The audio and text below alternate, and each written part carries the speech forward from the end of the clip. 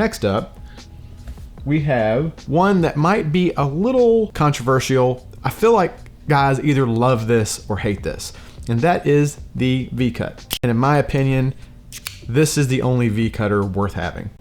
It's one of the things that's great about the V-cut. It's kind of hard to screw up. If you push it to the backstop, push down, you're gonna V-cut it correctly. It's my preferred method for cutting box press cigars. I really like how clean of a cut it is. It leaves a little more of the end of your cigar intact. I feel like it usually gets less tobacco in your mouth. It also holds more of the end of the cigar together, so I find you, generally speaking, have less unraveling problems. And the reason I really like it for a box press is I found that some box press cigars, because they're square, a round cut doesn't always, sometimes you can kind of crack, it puts weird pressure on the sharp edges, where a V-cut you can just put in there and cut right through the middle. Some guys are going to tell you they taste differences in these different types of cuts, that you're going to get a different flavor from a straight cut than a V-cut than a punch cut, because it funnels and kind of directs the smoke differently. I'm not going to say it's bullshit. Some guys have more advanced palates than me.